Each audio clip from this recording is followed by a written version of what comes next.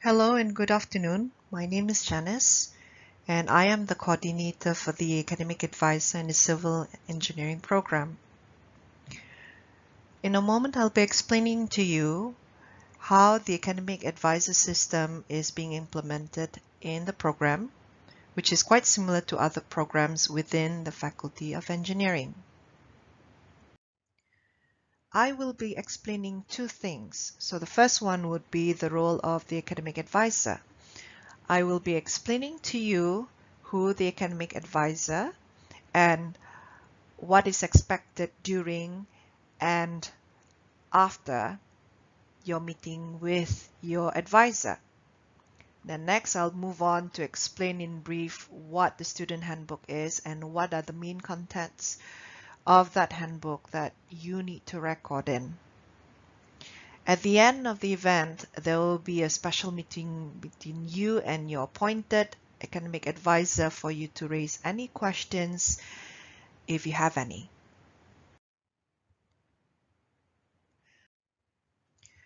What is the role of the academic advisor? So your advisor is meant to be the reference point for you to seek advice or to clear any confusion regarding academic matters.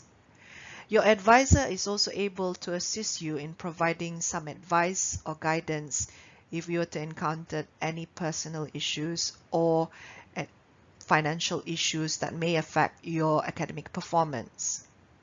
Your advisor is appointed from a list of academic staff in the civil engineering program, and he or she is tasked to monitor you and also a number of other students for the entire course until you complete your studies and graduate.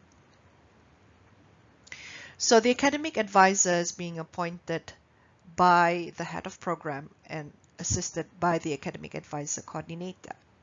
So for your batch, BK21, you'll be assigned or distributed to 7 academic advisors. The academic advisor is expected to continually maintain contact with you and to follow your progress throughout the academic year. And in case if you have any issues that may affect your academic performance, will be able to help you in maintaining a good academic record. It is strongly recommended that the meetings that you have between your advisor and you are conducted during the office hours, of course subjected to whether you or your advisor is available. Considering the uncertainties due to COVID with the movement restriction orders and so forth, meetings are currently will be conducted online. And again, it depends on your advisor's format, whether he or she preferred it to be in an individual setting or prefer to have the meeting in a group.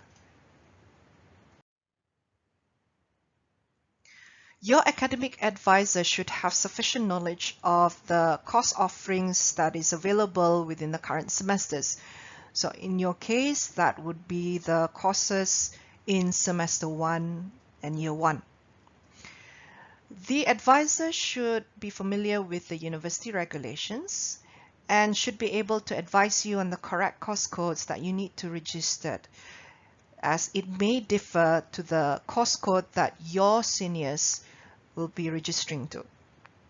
And finally, your advisor should be able to advise you on the compulsory and prerequisite courses that you need to take before enrolling to a certain course.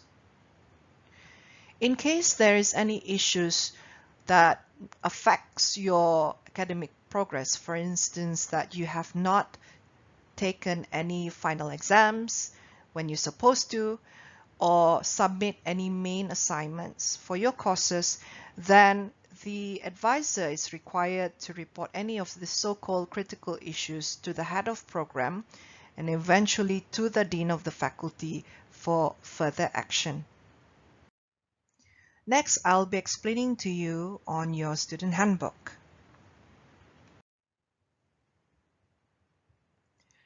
The cover of the student handbook is shown in this image, and the student handbook can be downloaded through this QR code and also the provided web link shown below. I also shared with you the web link to the program website in the WhatsApp group where you can download the student handbook as well. What are the purposes of this handbook? Firstly, it is a helpful tool for your academic advisor to continuously monitor your academic progress. It also contains information regarding the outcome-based education implementation, and also it can serve as your student portfolio where you can record and show your academic achievements, your extracurricular activities, and also the awards that you won. This handbook is a one-stop information for you to introduce to you what is the vision and mission of the faculty, the program educational objectives, the program outcomes, and the course structure that builds up the outcome-based education implementation within the civil engineering program. Your student handbook will include a course structure which lists all the courses that is being offered in each semester and in each year. You need to monitor and track all the courses that you've taken and record all the results that you have achieved for each semester. In order for you to graduate, you need to ensure that you have completed all the required courses. The grades that you have achieved for every semester are required to be recorded in the academic record section. You can obtain similar data and information in the SMPP system. A template of the academic record is shown here in this image, where it lists all the course code and names, as well as the credit hours for each respective course. So for example, that you have taken one particular course and it's your first attempt. And for the grade that you achieve for that particular course and for that attempt, you need to list that under the attempt 1 column.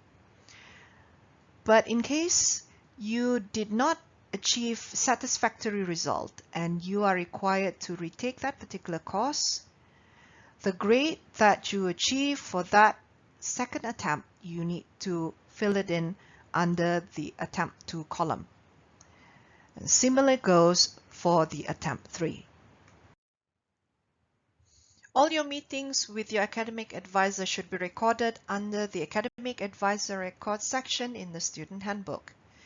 You are expected to meet your advisor at least twice per semester.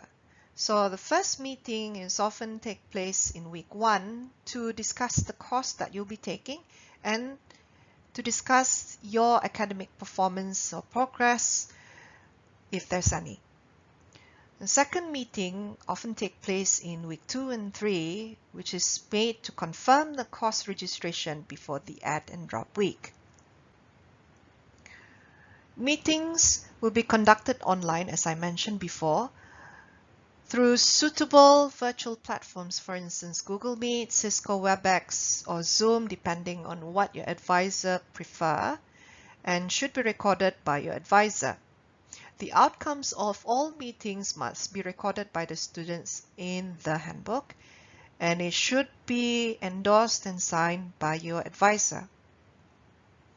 Your advisor should ensure that all the action that you have discussed has been taken based on the advisor's advice, in case there is any issues arise. Your student handbook will also contain sections where you can record your participation in extracurricular activities, whether in social settings or community settings. You can also record your participation in professional activities, for instance, technical participation and also industrial talks. And also you can record your achievements or awards that you have received within the period of your study. I hope that the explanation on the academic advisory system implemented in the program and in the faculty, as well on how to use the student handbook, has been made clear to you. With that, I would like to thank you for your attention.